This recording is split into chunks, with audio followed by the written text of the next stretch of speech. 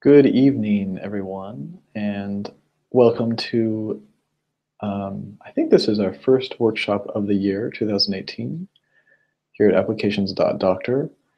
And I am Kevin Marshall. Mute my video there, a little feedback there.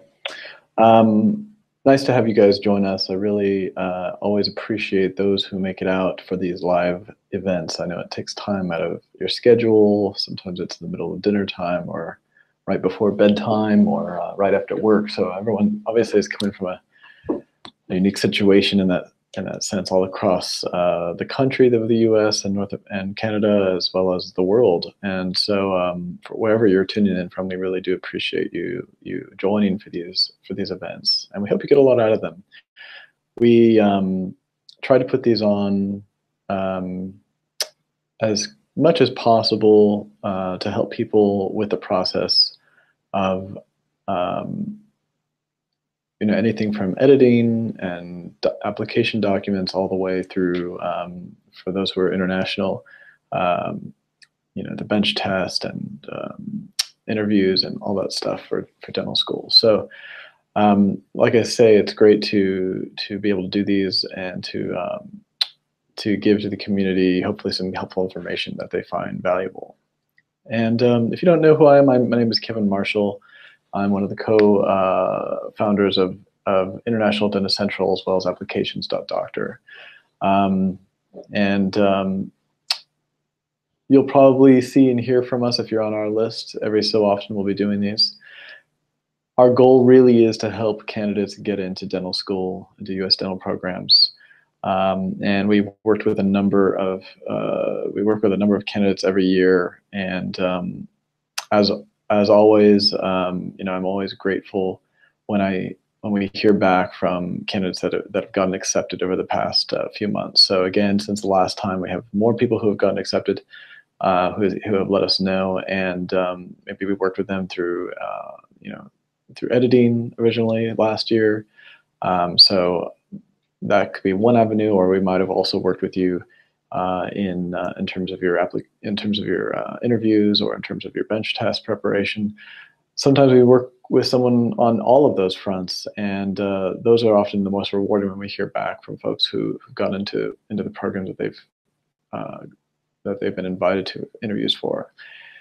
It's super rewarding, and it makes our job just worth doing and worth getting up every day to do, because the proof is in the pudding when we see people that we've worked with get interviews that didn't get interviews before because they decided to work with us in terms of their application documents. That's super rewarding to know that that kind of stuff makes a difference, because a lot of times the stats are the same, and just a little bit of help can really make a major difference. So we're going to get into that tonight. I thought last time we talked about what are the elements of what a SOP, what makes an SOP something that maybe someone would pass on. I believe the last topic was, why is your SOP not standing out, or something like that. And we went through 10 things that are common mistakes. We're going to go through those again because I think they're helpful as refreshers to what we're going to talk about tonight. But I really do appreciate the number of you who submitted your statement of purposes for review. Now, as I mentioned in the email, we only have a few, we don't have that much time. We have a few minutes, right? An hour. And so we can't go through all those, obviously. I chose 3 SOPs that I think represent the different levels of what an SOP can turn out to be. There's one that I feel like really needs a lot of improvement and makes a lot of those mistakes. There's one that's kind of in the middle, more in the middle still, but still does need a lot of improvement. And there's one that I felt was on the upper end that I wanted to kind of show as an example of an SOP that I thought was done quite well. Probably could use some fine tuning and maybe some additional things added, but overall it was a solid one that I would feel comfortable sending in for an application. So those are the 3 ones we're going to cover tonight. And I'm excited to get into those. And we're going to kind of go through, not line by line, but we're going to get into some of the notes that I took earlier, well, as I was reading these SOPs, and I did read nearly every one of your SOPs. So, you might think to yourself, oh, I didn't even read it, just chose it out of a out of a bag. No, actually, I did go through and read it. I did notice that some of you turned in like three or four submissions of the same SOP. I don't know if that was to try to get me to read it more likely, but we did actually just remove all the duplicates and then start from there. And we were able to go through and review. I reviewed the majority of them. I think there may be one or two I didn't. But, I think a lot of them, I'll just be honest with you, a lot of them do contain a lot of the same mistakes that I see time after time. There are patterns that for some reason come across as people write their personal statements that just lead to the same kind of feeling as a reader. And as I've mentioned, to you, sometimes some of you have talked to me during 15-minute sessions that we offer here at Applications.Doctor, and some of you have spoken to me in other times, or you've watched some of my prior webinars. But, it's really important that that you realize you have to think of it from the reader's point of view, and we want to make sure it's not just your friend, the reader, that you're just asking to review your SOP. We need to be specific and think, who's the reader? The reader is someone at a program that you're interested in going to, someone has put on their desk 20 SOPs, 20 applications, and said, you have till tomorrow or 2 days to go through all these. And then they get another 20, after 2 days after. And so they're reading these all, maybe all week long, every couple of weeks. There's a certain time period where they're going to be reviewing these. And that reader, it's their job. It's not always the most fun thing to do. At the beginning, it's kind of fun. You're like, oh, this will be fun. And then after about the 10th one, you start losing that excitement and passion, because this is stuff that I used to do when I worked at university. And if we think about who that reader is and what they're seeing over and over again, it helps us to see how we can avoid those pitfalls when you've put on the hat of that reader. So that's really what I want you all to do is to think about who is the reader, what are they normally seeing, what are they normally reading, what kind of SOPs are they reading, and how can I be different than that? How can I stand out? If this were about just fitting in, if this process were just about fitting in, then everyone most of you or who wrote the SOPs that you submitted to me, most of those SOPs would be great. If it was just about looking and kind of meeting the regulations and looking like everybody else, that'd be great. But this is actually twofold. One, you have to meet the requirements that everyone has to meet. So that's number one. So in that way, you do want to fit in. But on the other hand, you want to stand out. So you don't want to stand out in a negative way by, oh, I failed, part 1 and part 2 5 times each. No, that's not a good way to stand out. You want to meet those requirements, but stand out in a positive way. And that's what we're really talking about. And we say this year after year, and it continues to hold true. I haven't seen any reason to change my my motto on that when I recommend different actions to be taken with SOPs. So why don't we do this? I want to go through those 10. I want to go through those 10 things we spoke about last time, 10 pitfalls that people seem to make. That will help prepare us to read some of these SOPs. So I'm going to go through that first. I'm going to share my screen if you don't mind. Again, my name is Kevin Marshall. I've been doing this a long time, and if you sign up with Applications.Doctor, and for instance, if you join at the editing of everything level package that we have, I'll be often involved in that process and evaluating your SOP as well. So I'm highly involved in a lot of dental applications these days, and that's just keeps me busy. So I wanted to go through again the reasons your SOP is not standing out. Let's get into the specifics, and I'm not going to go into them as nearly as detailed as I did last time, but I just want to make sure we're on the same page here. Again, some of the big pitfalls, mistakes that people make. Poor grammar and flow, that's an obvious one, right? You don't want to turn an application, whether CV or SOP, with poor grammar and just odd sounding flow. So, and we'll give some examples of that tonight. This is one that again, I see pretty often, pretentious quotes and other gimmicks, where people put a quote at the beginning of their SOP. I have yet to find an SOP that I'm really like, wow, that was a great use of that quote. I mean, sometimes it does work, but many times it's just not very effective. Cliches. So here's some cliches that we talked about last time. These can be not just cliche phrases like the ones I put up, but also cliche stories. So you have cliche stories such as a sibling who had a dental problem, or you yourself who had a dental problem growing up. Attending prestigious universities, using that word prestigious a lot of times, pretty cliche to use that. Thirst for knowledge, passion for dentistry, that's a very common cliche phrase in SOPs that are submitted. And of course, desire to help others, but without really any specific proof or demonstration of that to be true. It's just a general vague kind of statement. So we'll see that again in some of these that we review tonight. Just general bragging and arrogance, especially if there's no proof of it. You know, some people will just be like, you know, I'm an exceptional student, and they'll move on to the next thing. Well, what makes you an exceptional student? You know, you haven't given any demonstration of that to me. So as a reader, you start to question these things because everyone's saying a lot of stuff like this. And then just arrogance where it doesn't belong. Sometimes people are you know, there's always this balance of coming across underconfidently and overconfidently, and you kind of want to end up somewhere in the middle. Unremarkable experiences. You know, I had a couple of conversations recently with a few candidates about their internship.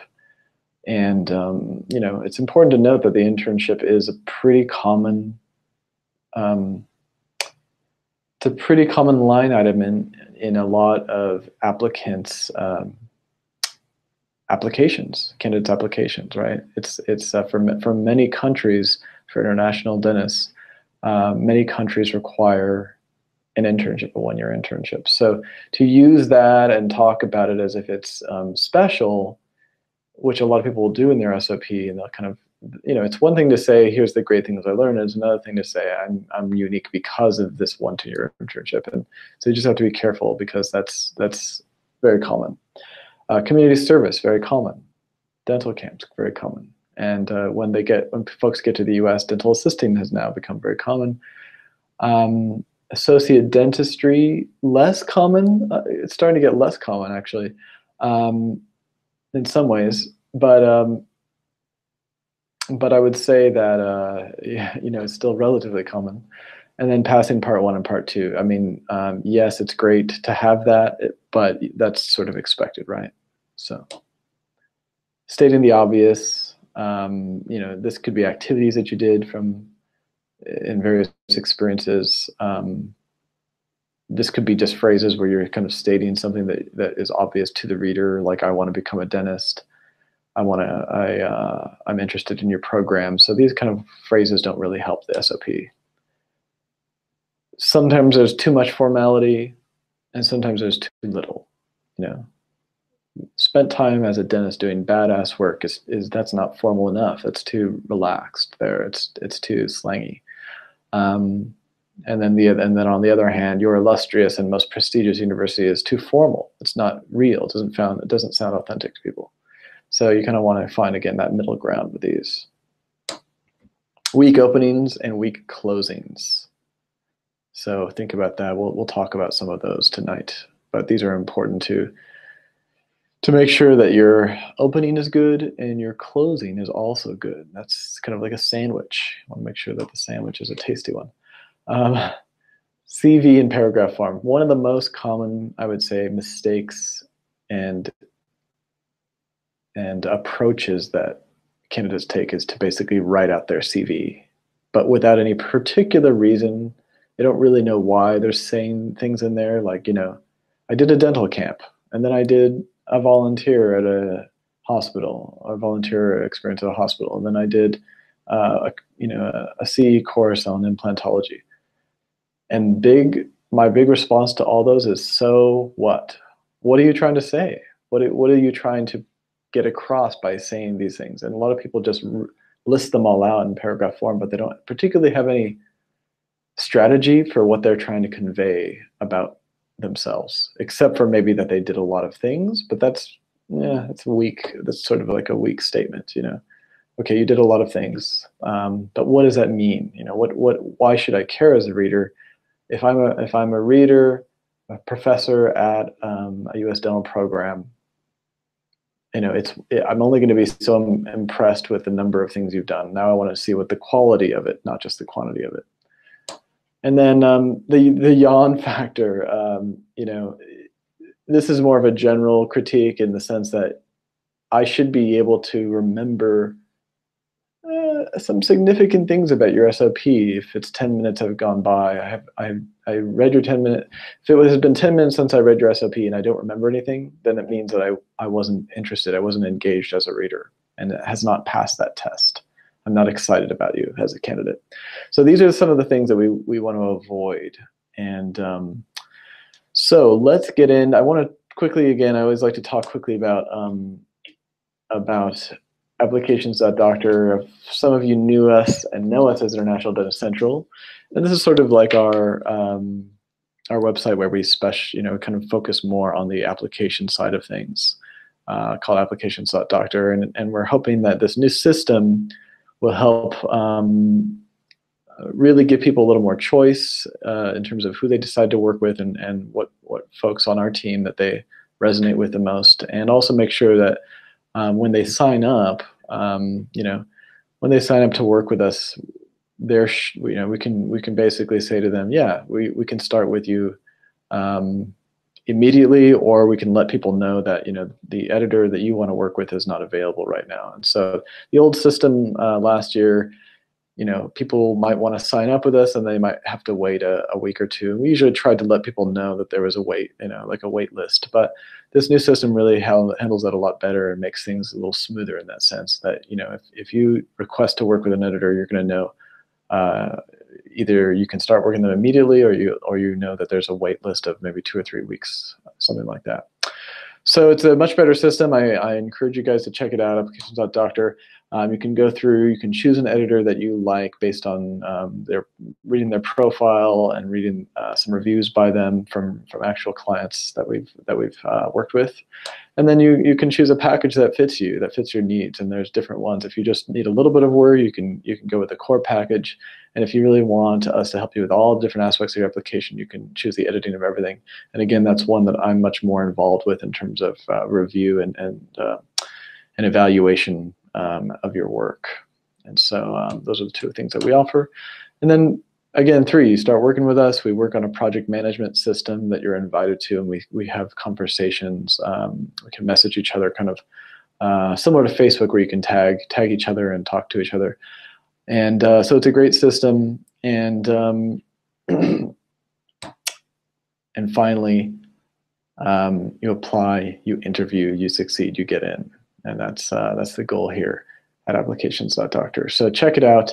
We are having for the last few days, $50 off on our core package, and that will shoot up $50 after the 31st. So if you guys are interested in that, take advantage of that now for the next couple. I think there's 5 or 6 days left. Applications.doctor. So let's get into statement of purpose number 1. Again, I took 3 SOPs, and they all represent, again, different aspects of what I consider the levels of quality. And I'm going to show you the SOP, but I want to just kind of give you, this is sort of the large bird's eye view of it. So let's go through. So statement of purpose number 1, this was what I would say, it was the one that needed the most work. And the initials of this person, PD, so you might know who you are.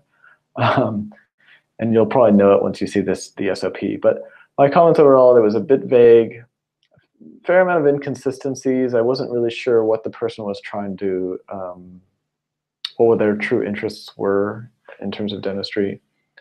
Sometimes they were a little overly dramatic. I would call it a little melodramatic in terms of their assertions that they were extraordinarily passionate about community service and helping others, but they didn't really offer much evidence to back that up. They didn't give me any compelling reason to believe that was true.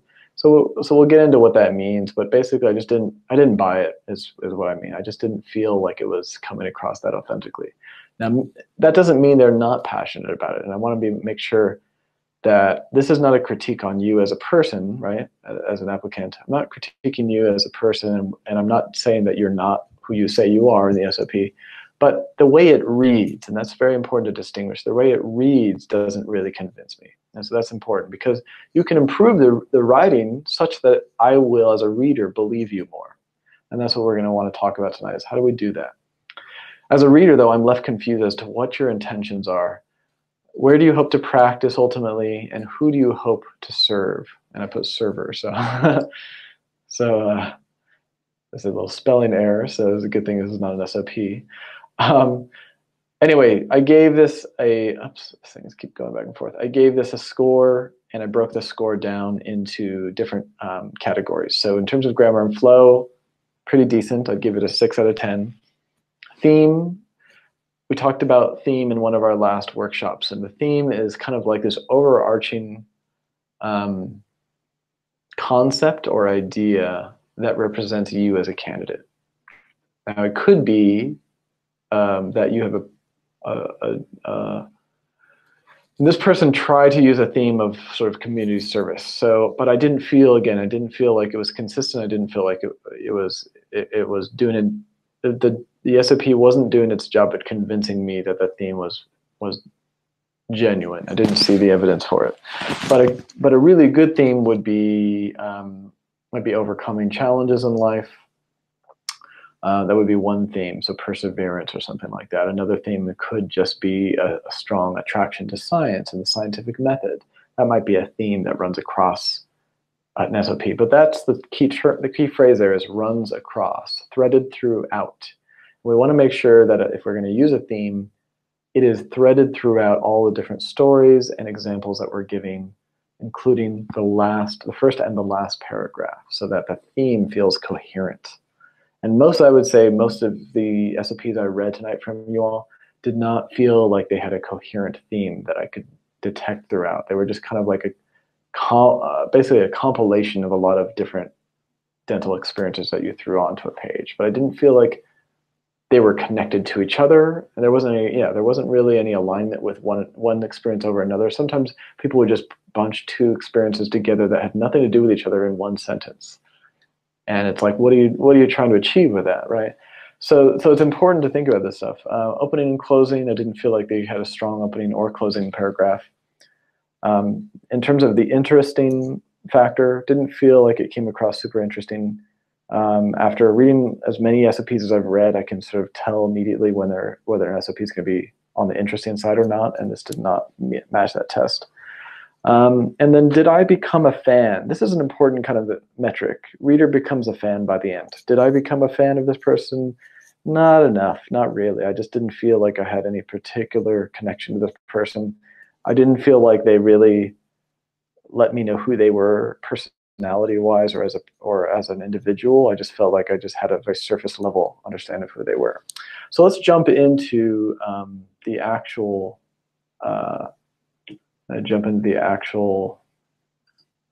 SOP so you can see it.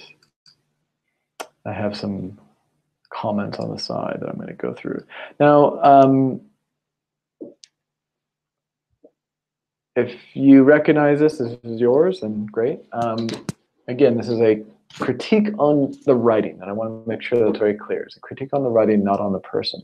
But overall, I would say, starts, my long-term objective in life since adolescence has been to become the most effective and compassionate dentist possible. Okay, so that's it's a very strong assertion. And then it kind of goes along and says that this ethic to serve one's fellow man has deep roots in my native India, and this is the kind of person that I was raised to become by my parents. Okay, so that's sort of as far as they go to give evidence of where that comes from. What? So first question I would ask is why? Where do you get this ethic from? What experiences do you have? And it would have been nice to hear more about that. You know, did your family or extended family, your parents or extended family, how did they get this ethic into you because it doesn't always pass down, right? So did they take you on experiences where you had to do community service? And if they did so, that would have been nice to read about. But I didn't feel like this individual convinced me very much about why they should feel this way. Dedication to life of service, dedicated to a life of service and community. Again, they're really going on about how they have this dedication to life, but I'm not really buying it for some reason because I don't see much evidence or any compelling story here. So that's one thing that's really helpful, is to include stories as much as you can. And I don't really find that there's too many stories in this first paragraph. There's more just like a general statement that they had this passion for community service. But no specific stories, right? I'm in the process of cultivating a lifetime specifically geriatric patients. I did like that it was interesting here. I mean, this is sort of a unique specialty, so I was kind of hoping to hear more about what geriatric meant for you, and you're doing tertiary care.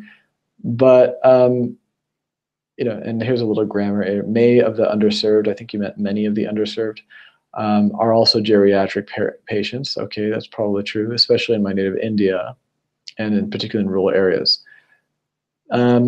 Okay, I'll take you on for your word on that.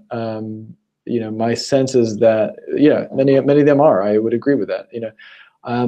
Still not convinced of what your connection to that is, though. So you haven't really shown me with any examples or stories why you particularly care about the geriatric community in the sense, but geriatric patient community, where I hope to someday return. Now, we're talking about your hopes. So here's one statement where you say you want to return one day to India after completing your degree in the US. Okay, so that's interesting. So now as a reader, I'm thinking, okay, so this person ultimately wants to end up back in their home country. Okay, so that's that first one. I think, it's kind of grandiose in its ideals, but I didn't feel like it really, like I say, made me feel that there's not really any sort of thing backing up why this person feels as strongly as they do. They're just stating that they do feel strongly. Then you kind of go to the next one. Since my arrival in the USA to begin my Master's of Public Health, I have been a model student and will earn my degree. Now, here's a good example of somebody making a statement or assertion without offering any proof of that. So I have been a model student. I don't even know, I'm not exactly sure what that means. I can make maybe an assumption about what that means, but, for someone else not a model student, right? So there's a lot of interpretation that goes into that's left for the reader to decide what a model student is. Now, I've seen people say something like this, and then I look at their GPA and it's like a 2.9, So again, people will make these grandiose statements without necessarily backing it up. Now, I didn't actually see this person's CV. I didn't ask for their GPA, so I have no idea whether this GPA matches to them. It may very well, they may have a 4.0, but there's not really any more statement about why you are a model student. So again, be careful of these kind of assertions that you kind of throw out there that are more on the vague side. They're just kind of vague assertions. And here's an example of like something that people like to do is they list stuff on their CV, like from this coming, which is a strange, awkward phrase actually in terms of like just like the English side of things. August 21st forward 36 hours. I'll be completing an externship. I don't even know exactly what that means. It just sounds like information that probably belongs on a CV, though. I'm guessing that the externship maybe 36 hours. I don't know, but be careful because this is a little confusing to the reader. And again, these kind of stats like 36 hours probably belong more as a line item on a CV than they do in the SOP. Special passion for endodontics. Now here we have a bit of an inconsistency. You have this passion for geriatrics up here, which I thought was pretty much there.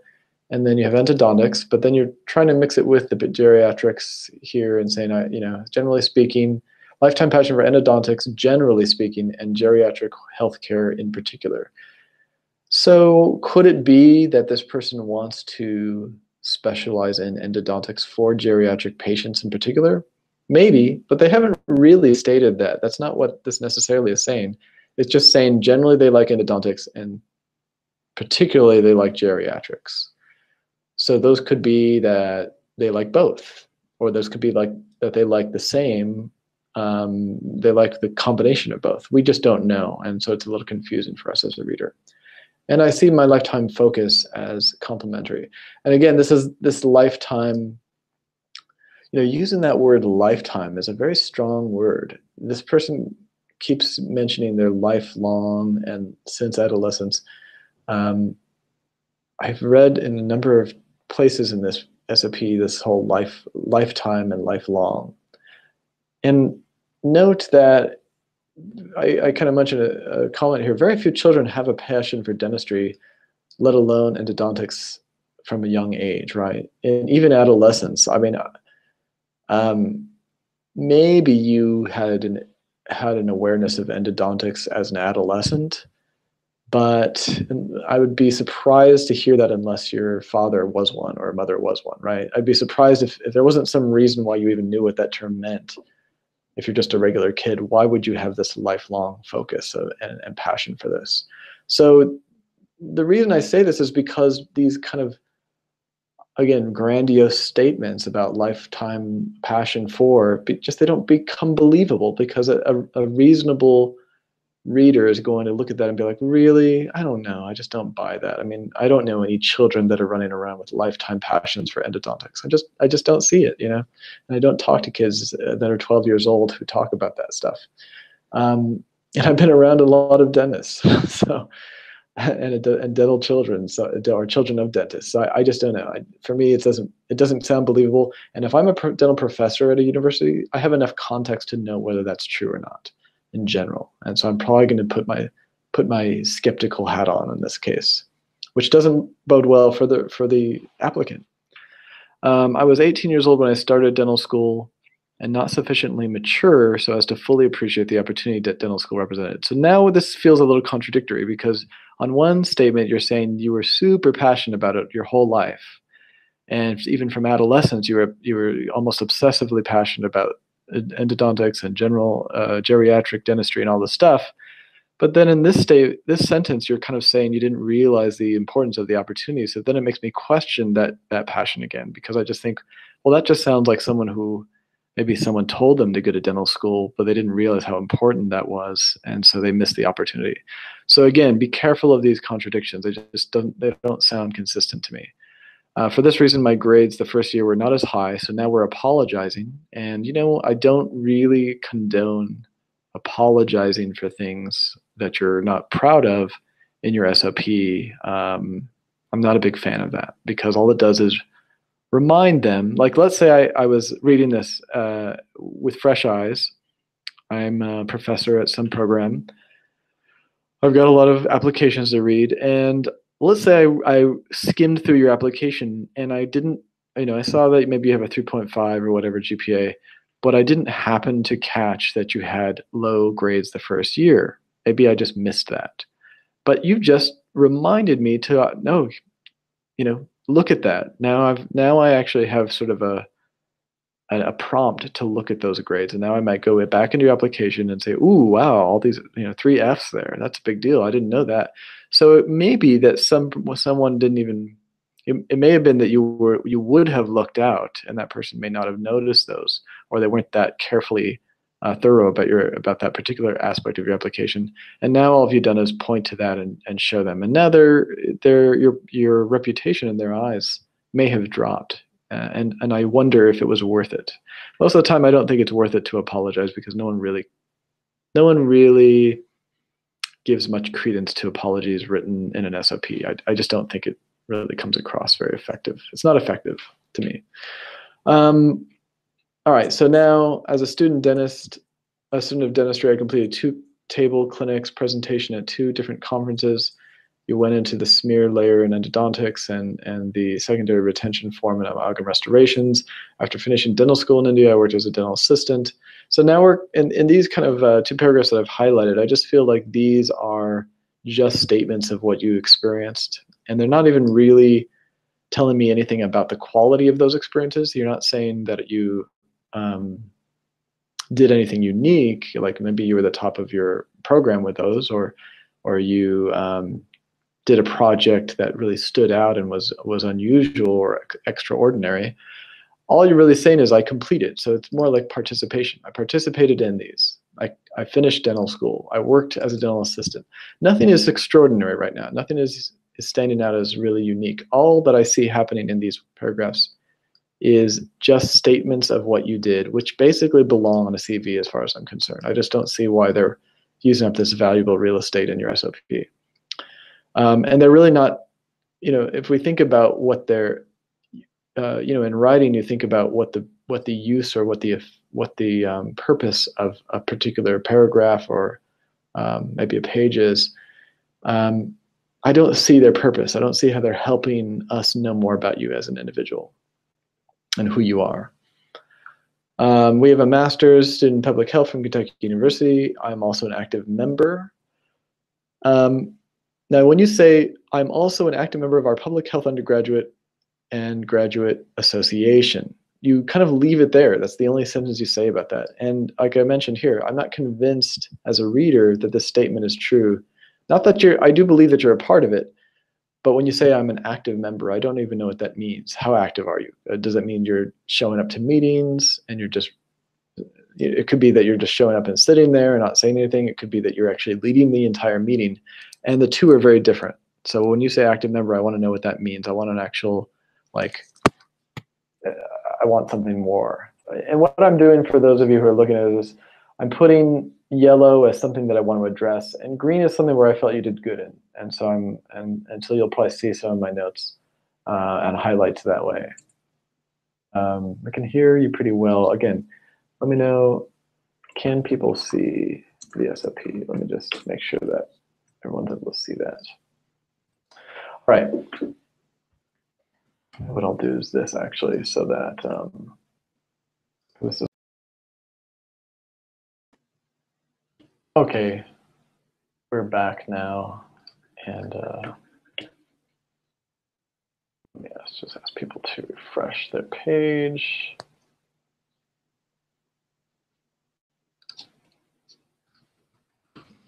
Refresh.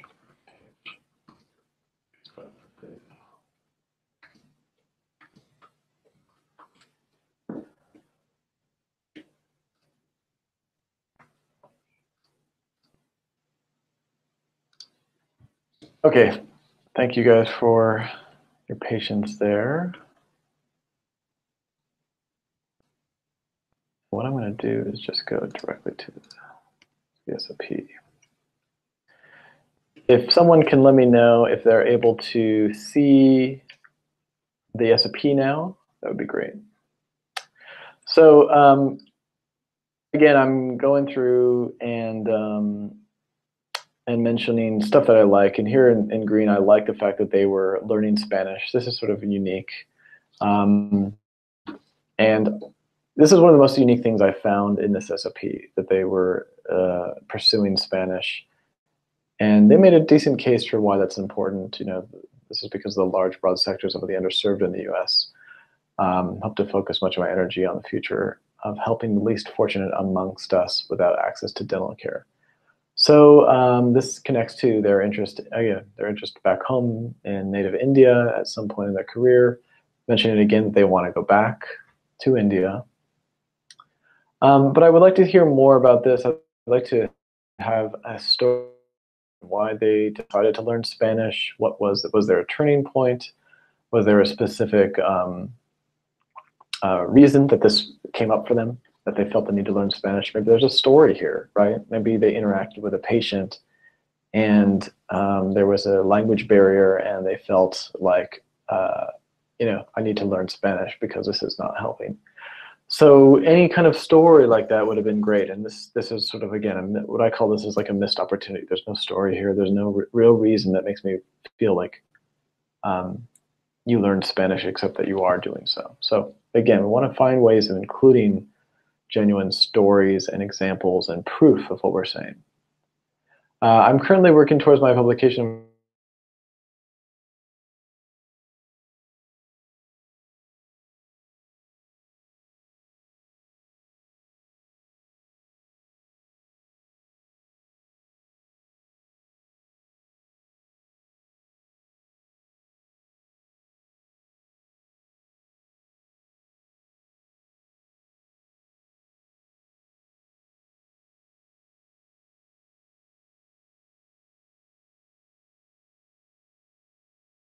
helping.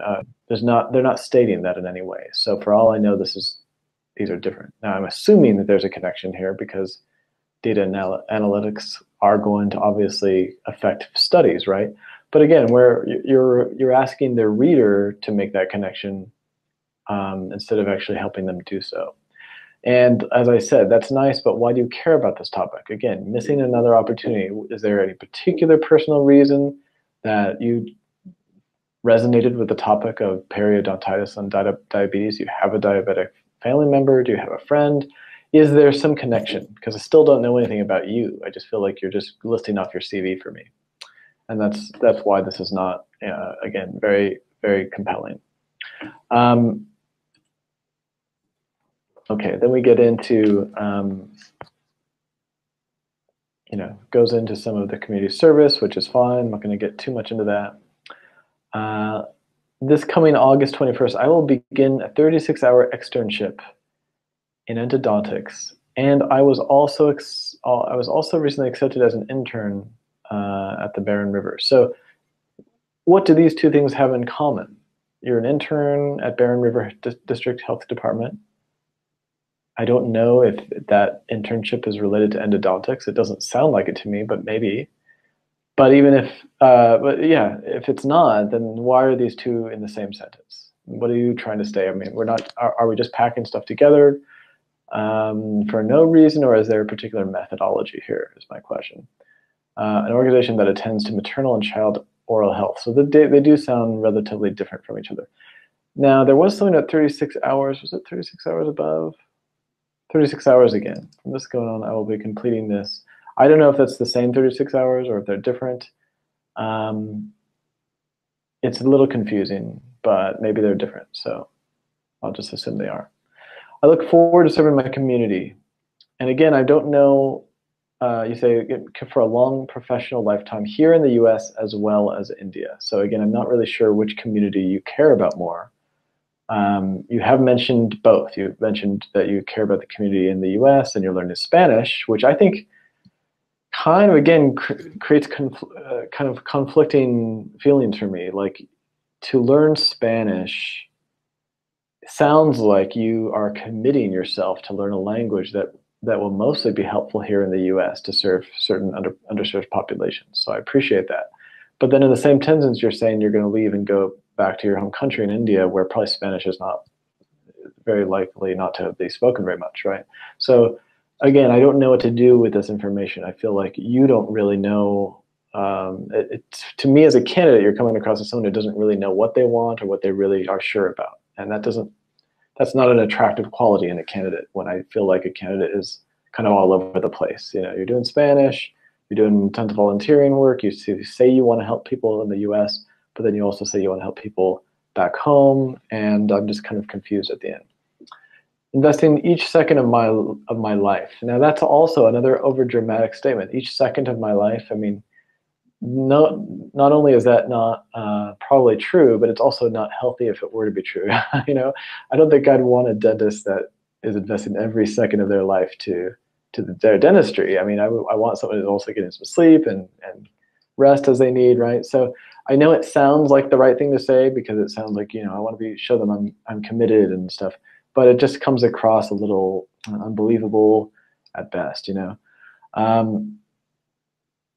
Okay, so you kind of go into the increasing multicultural. I don't even know what that means. You haven't really brought too much up to how you're going to be increasing multicultural, and also that phrase is a little awkward.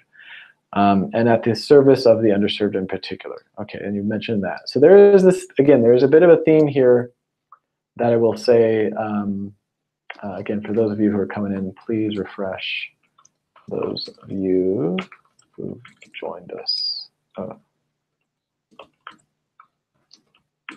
Okay, so let's start video. Let me see if there's anything I need to do to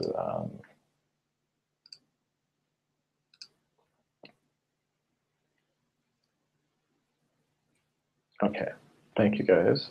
All right, so that's my overall thought on this. I thank you for your consideration. I would probably take that out. I don't feel like that's super necessary. It's just kind of like fluff at the end. So hopefully that helps. That's SOP number 1. And hopefully you guys got what I was saying there. Not a, you know, there's a lot to build on with this SOP. There's some good things in there, but it definitely needs to be developed. And you know, it's just at the point where it's not really convincing me as a reader of too much that makes me say this is somebody I want to talk to. This is someone that I want to bring in for an interview. And that's really the test here. If your SOP is not making the reader at this program think to themselves, oh, this is a person I really want to talk to, then what is it doing? It's just filling a paper with words is all I see. Okay, so I'm going to stop this and we're going to go to the next SOP. Let me just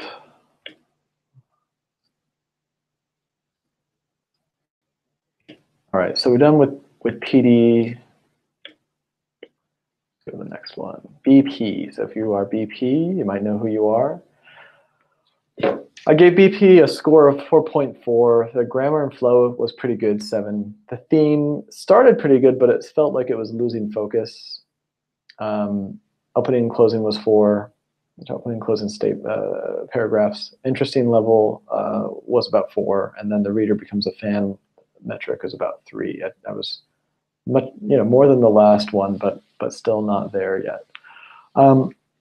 Why don't we get into it first, and then we'll come back and we can discuss my particular thoughts on this. Yeah, actually, let's do this first because this will kind of make more sense if I do it this way. Decent opening. It's using what we call, what I like to call the commonly used dental problem as a child trope. Like you read that as dental problem as a child as one phrase there. And trope meaning is just a technique that's, or like a story that's used over and over again.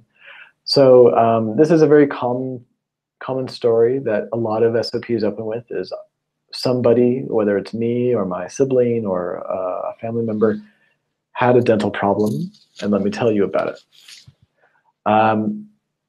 They do have a bit of a theme that's unique, a little more unique, that's related to the effect that teeth have on one's appearance, and how that, of course, affects self-confidence. So there's a bit of a theme there that I felt, but this theme starts to evaporate by the middle, and then it's just never mentioned again. So that's a problem, right? Because themes need to be consistent throughout. Often sentences, paragraphs are included that don't seem to have any particular purpose other than to state that this was experienced. And I'm not sure why there's 2 wases. Again, if I were an editor, I would correct that. And reads like a CV in many places. So we have this issue from the last time. At the end, I'm left with some impressions of who you are as a person, but not enough to make me definitely want to know you more. So that's another issue there.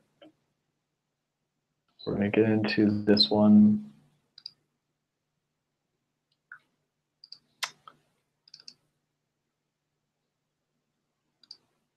I'm just going to make this a little bigger.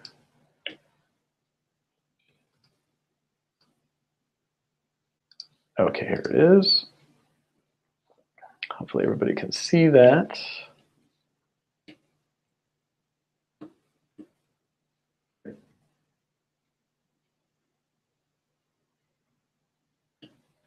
All right, so now it starts with most kids get their upper central incisors during 7 or 8. However, due to trauma to the upper deciduous incisors at the age of 5, I had a delayed eruption, right? So we start with that. My first question is, what is that trauma? You know, you mentioned having a trauma, whether it was an accident, was it someone, well, you're 5, so you probably weren't getting any fights at school, but like there was something that happened. Maybe there's a story there, maybe there's not. But if there was one, that might be, something to talk about. Give me a little, it's nice to give the reader a bit of visuals, a bit of context. It's not just about these kind of, I kind of call them flat experiences from a CV. It's just not reading that excitingly. So any kind of story really helps, right? Paint a picture. As a byproduct, I experienced problems with my speech, my appearance, and smile for a few years. So you must be assuming that you're 5, maybe 5 to 10 at this point. With a shame only as child can feel, I adopted a restricted mouth smile to reduce my lisp whenever possible. So I can see, this is why, even though this is a very common trope to use this, I had a dental problem as a child story, I do respect that I can, at least this one, I can feel emotionally connected to what they're saying. They felt shame, they felt embarrassed at school maybe, or with friends. And they're trying to conceal their smile and stuff because they're just a little embarrassed about how they look. So it's something that we can all relate to. Maybe some of us can relate to, especially if we've had braces or something like that, or if we've had a kind of crooked teeth. So yeah, there's something there that I do appreciate. Again, I want to mention though, the reason that this is not that this theme or this opening and closing, I think I rated this as, let's see, the opening paragraph I rated as a 4. The reason that this opening paragraph is not like a 7 or 8 is because it's such a common story, and that's just, we can't seem to get away from that. As I mentioned last time, a lot of candidates will write their SOP or personal statement answering the question, why did you become a dentist? And as I mentioned last time, there's no indication, there's no direction on CAPA that needs to be addressed, but people seem to, like 95% of people will answer it anyway. As if that's a requirement or something. That's not a requirement. Now in green, I put what I liked. Again, that conversation evoked a much needed sense of confidence because they went, up here they say they went to the dentist, explained what the problem was, and the dentist kind of gave them some background information. That conversation evoked a much needed sense of confidence, and when my problems had resolved, the experience left me in a deep impression about the value of dentistry. So yeah, I think that's compelling. Makes me feel like this person did walk away from this experience with an appreciation of dentistry. So yeah, the only issue I see is that it's just a very common story, but otherwise it's logical there. During senior year in high school, I had been actively involved in debate and elocution, I don't even know this word, elocution. Not a word I'm familiar with too much, but I did, basically meaning dictation, articulation, and pronunciation. So obviously speech and debate, I think, is what we would call this in the US. We'd call this speech and debate. Competitions, and was all too aware of the importance of the act of the speech. It was this realization that inspired me to pursue a career in dentistry. So honestly, I feel like you've kind of reversed the excitement that I had from the initial paragraph. I felt like, okay, this statement here makes me feel comfortable with why you chose to become a dentist. It made you, I'm already satisfied here, but then you kind of, I feel like you're trying to push it too much. Now I feel like this is what made you, now you're saying speech and debate team and competitions are what made you inspired to become a dentist. Now, this just rubbed me the wrong way, to be honest. And I wrote in my comments, like, few people would probably associate an interest in speech and debate with dentistry. I have to admit, just because someone uses their mouth to talk and dentistry is related to mouths via teeth, there is that connection of mouth between speech and debate and teeth and dentistry, I guess. It's a very weak connection to me. And it's sort of like someone saying that they were inspired to become an eye doctor because they're passionate about art. Just, maybe, but I just don't buy that. And it just doesn't, again, people, when they're writing these, I think they're trying to reach for anything they can to justify their interest in dentistry. The problem with doing that is most people don't actually have these experiences as the reasons. Most likely, I would assume that if you were really into speech and debate and passionate about that, it would lead to a career in politics, maybe, or a career in law, right? These are the things that we normally associate with speech and debate. You're a good arguer, you're good at discussion, you're maybe a good speech giver, maybe you're a speech writer. No, dentistry does not come to mind. And by trying to make that connection, it just makes the whole thing feel less serious. It doesn't make me feel like I'm taking you seriously as a candidate. I'd rather you just say, even though it's not a great response, I'd almost rather just read that you became a dentist because your parents told you to at this point, because at least that would be believable. Even though it's not a great reason, at least I wouldn't doubt the sincerity of it, whereas this, I just don't buy it. I could be reading this wrong. I could be I could be too critical, but that's just how it came across to me. Witnessing total tooth extractions and fabricating an immediate denture for a 45-year-old woman. And this is now probably when you got into dental school. This I liked, and I think this was a little more giving me more reason as to why you would have liked dentistry, because you felt this is kind of going back to your childhood feelings about embarrassment about your teeth, and here you are helping a 45-year-old woman with maybe a similar situation. And so I can see how even if you had gone to dental school without really, maybe there was a good reason, maybe there wasn't. Either way, now that you're there, I can see how that would be exciting to you and make you feel more excited about your chosen profession. I began with an understanding of the importance of teeth. Again, this is a better reason for me, and the social impact it made. So now we're back to the social impact of teeth. So I think that's a theme there that I'm picking up, is this seeing the importance of how teeth can make someone feel by way of their appearance. And I appreciate that theme to a certain extent. I think it's a good one. Now you say, coming from a middle-class family in India, I had to work hard, and with such effort, I was able to gain admission to SJM Dental College. Now, it may be true that you had to work hard, but when you use the term middle-class family, it doesn't exactly have the same effect of someone saying that they came from a lower-class family or a working-class family. And so I'm not sure what you were trying to achieve in terms of using this phrase. But if you're trying to create like a certain sort of like empathy, or someone feeling like, wow, you really went through a lot, it doesn't feel like it's coming across to me that way. It doesn't feel like it's effective in that way. So I might look at restating that in a different way. Maybe you could try saying something to the effect of, like, you weren't given all the opportunities that maybe people who are wealthy had, or you weren't from the most wealthy family. So maybe you try to look at how to rephrase that to make it to kind of get the point across that you weren't given a lot of privileges. But yeah, middle class doesn't really resonate that much with me, at least from my point of view. But everybody's different, right? So we go into this a little bit. You go into your dental health camps here. Presenting seminars on here's orthodontics, preparing a dental education on water fluoridation, and participating in school dental camps were also developmental activities that broadened my understanding of the field, particularly when treating the underserved. Okay, so some of those things are related, like the dental health camps are related to underserved, but I'm not sure that seminars on orthodontics are related to underserved. So who knows? So this is kind of thrown in there. It's a little out of place, but maybe it could be reworked a little bit. Do the internship, I served as a leader in my community. So this I liked again. The section does need to be developed further.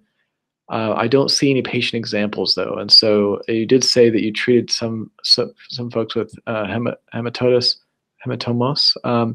but it's not really something. What I'd like to see is an actual example of maybe a patient that made an impact on you. So there's a kind of, again, a missed opportunity to really go into a story there. After graduation, and you go in here. Here's one where you did treat a patient with an abscess, but again, I don't have any details of this story. I don't feel like I know what kind of pain was this person in. What was their background? What were their, how did you get introduced to this patient?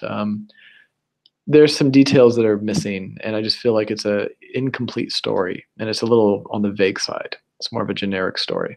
I'd like to have a more detailed story to really kind of paint me a picture as a reader, which I don't feel like I'm getting.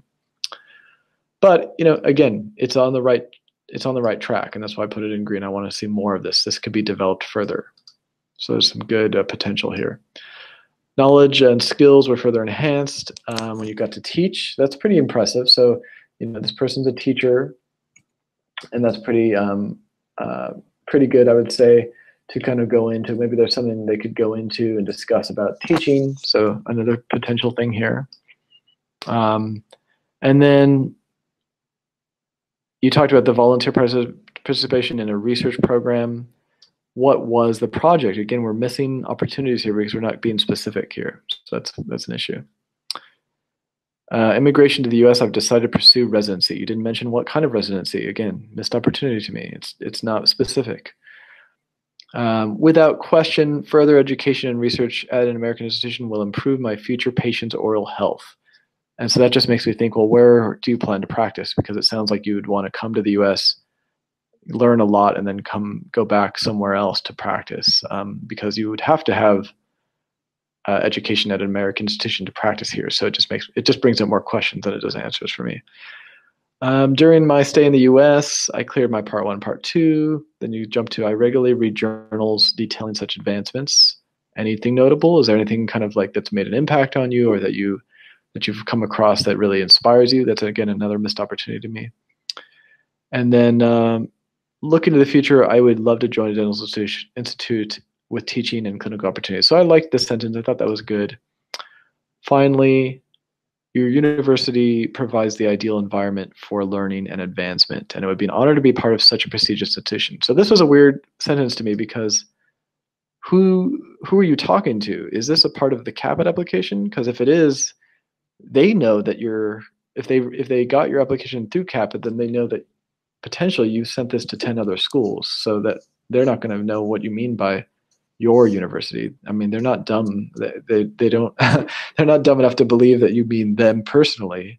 They know that if this was CAPIT, that it was the same SOP that went to every school that you applied to. So they're probably going to assume that it's just kind of flattery that's not really working, I would say. If it was one school you're applying to, then I see no reason to be vague about it. Name the school, and talk about why you think it's such a prestigious institution. So that's just a strange sentence to me. I don't really feel like it's working for you there. I just feel like it's making maybe the reader a little confused and making them kind of like a little humorous for them. So hopefully that helps. Again, let's jump to the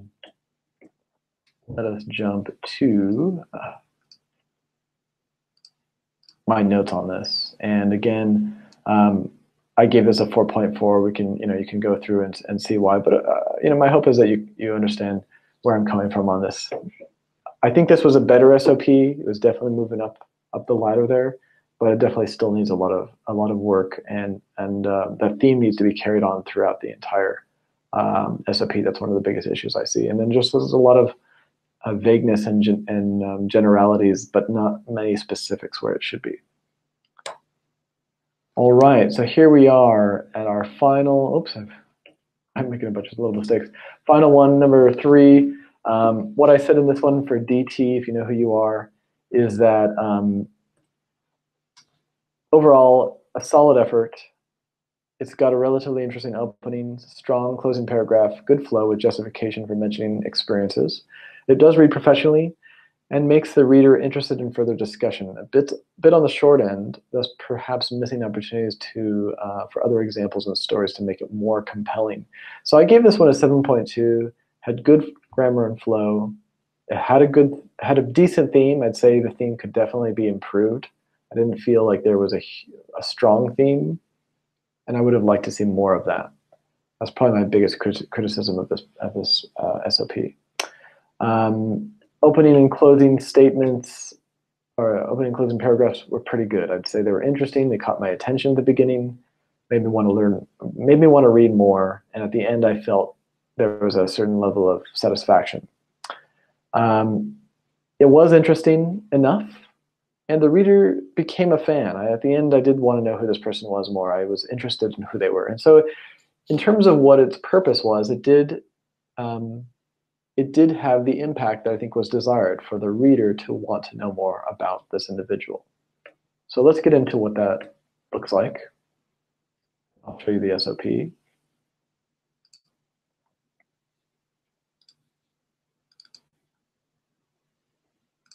Okay, now this is our last one.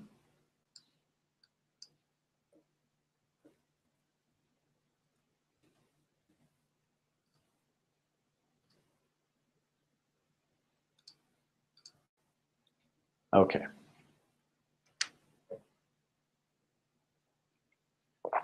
So let's figure out why I happen to like this one more than some of the others.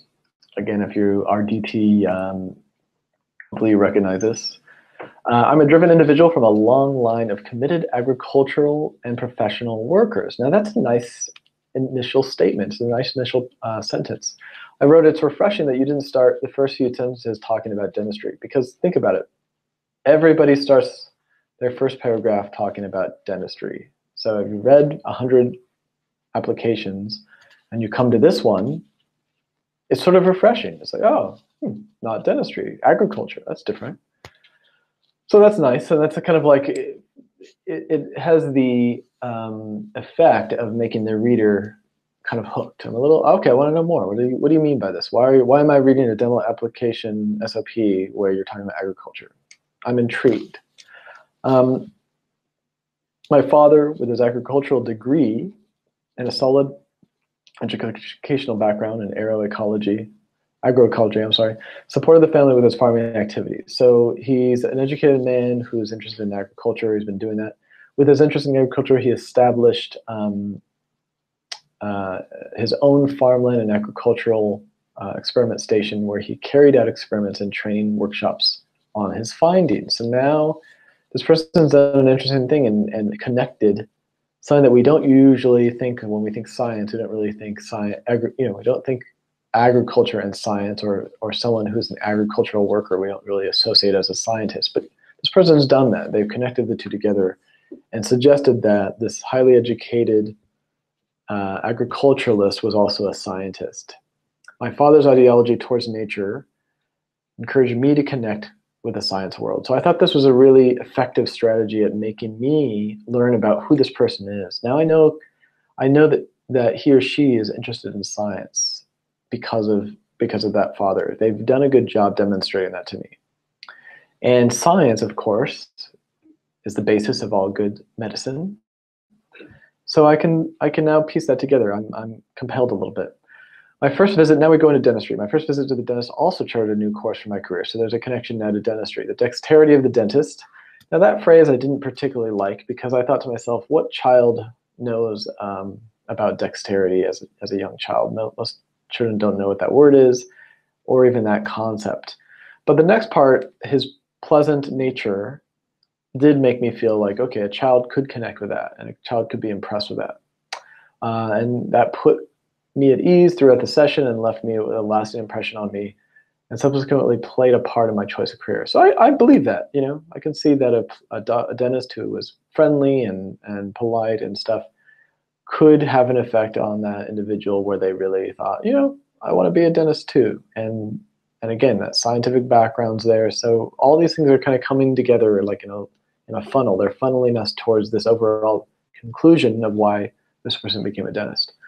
Then we go on top of that, and we're going to go into the education. My sister, brother gained their top national institutions like IIT Delhi and NIT in engineering. So we see that they're an educated family, and I was inspired to enroll at a top educational institute too. So now, by way of affiliation, we see that this person's coming from a family of educated people that like to achieve things, especially academic achievements. And so that's a great way to connect this person to greatness in a way. You can see that this person comes from a good, strong background. Okay, so then we go into this, she or he goes into the particulars of their education. Let me get to, okay, yeah, just a little grammar here amongst I would recommend.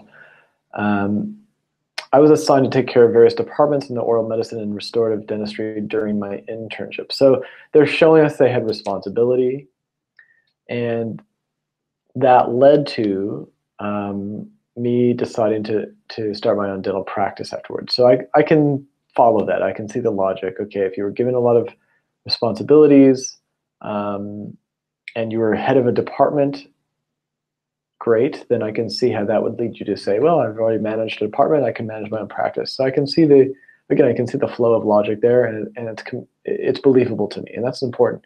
You're always wanting to pass the believability test with a reader. And if it's believable, they're going to buy into what you're saying, more likely. My quest to find solutions to the many unanswered patient questions propelled me to take on higher studies in healthcare.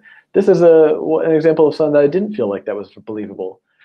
They're rather unspecific about which questions their patients had.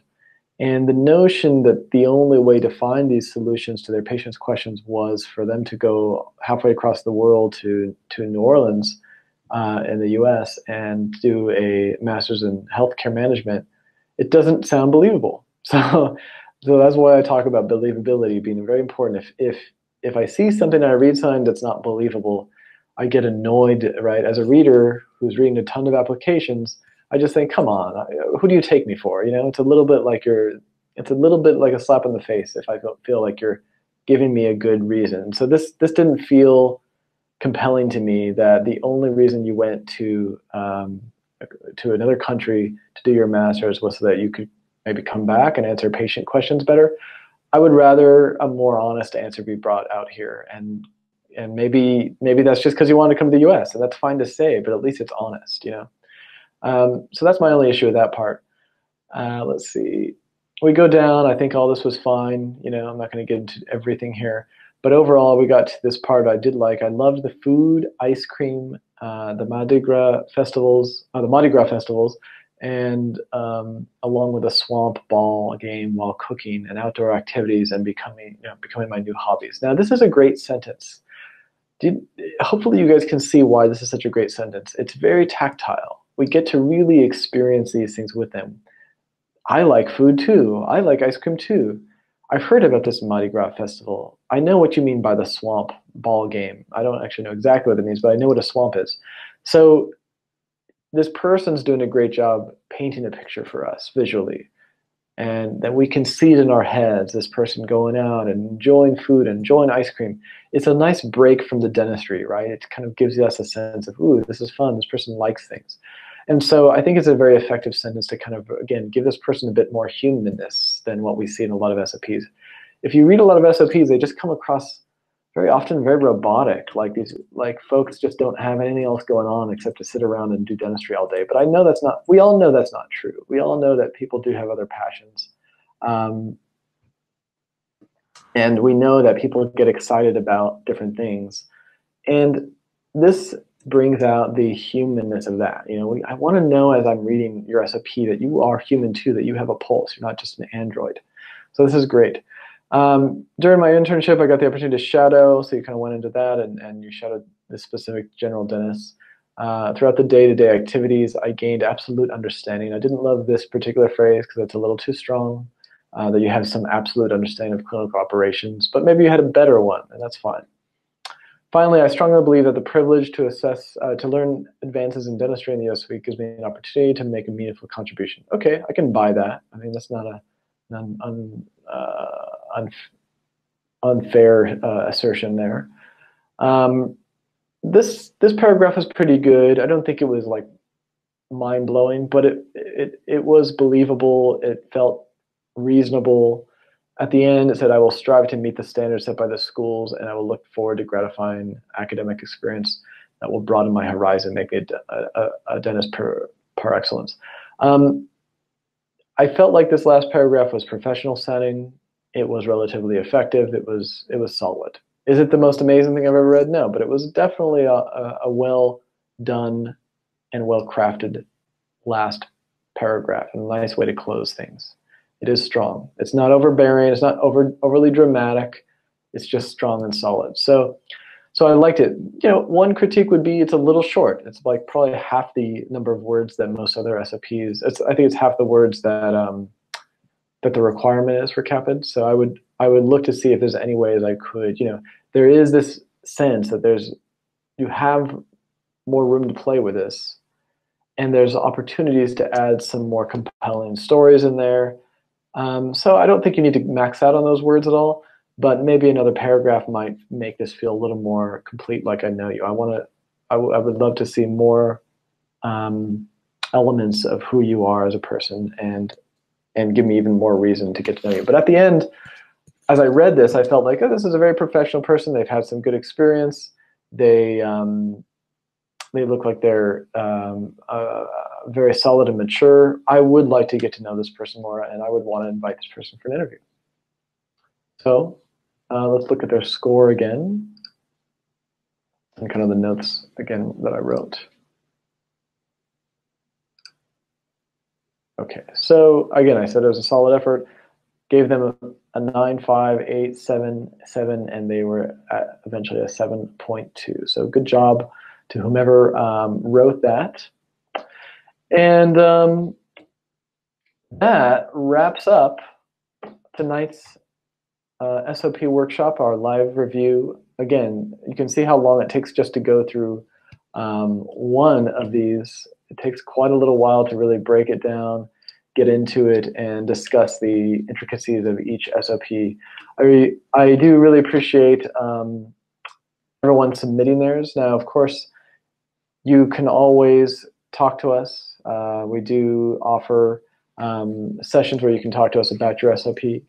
And I would say if you submitted yours and you're like, hey, what happened? There's a few people that are like, why didn't you get to read it? Honestly, there was a lot of great ones that were submitted, but these are the ones that I felt were best in terms of giving us examples of ones that really need a lot of work to ones that just need some touch up and polishing. So I thought these were some of the best examples. So I do appreciate everyone turning them in. I may do another one of these, and so if people are interested, we might do another one where I can kind of explore them. That'll be announced if we do that, or if we do something else, we'll just kind of to see what people think about that. But if you are interested and you can say, you know what, Kevin, I can see how mine is really sounds more like SOP number 1 or SOP number 2, do talk to us, because like I say, we're here to help you with that process. We have incredible editors, and my suspicion, I will say this, is that the best one that I read tonight, my suspicion is that they had someone helping with that editing process, because it was pretty well crafted compared to a lot of the other ones that I read. So that is also a good example of what a good editor can do. It can really, if that's the case, and if not, then they did a great job. But if that person did get some editing help, that's also a good reason for it. And a lot of times we do find that we'll take SOPs that come in that look, that need a lot of work, and we can really bring them up to a fantastic point where they are really representing that individual and making them come alive on the page, and that's what we're always shooting for.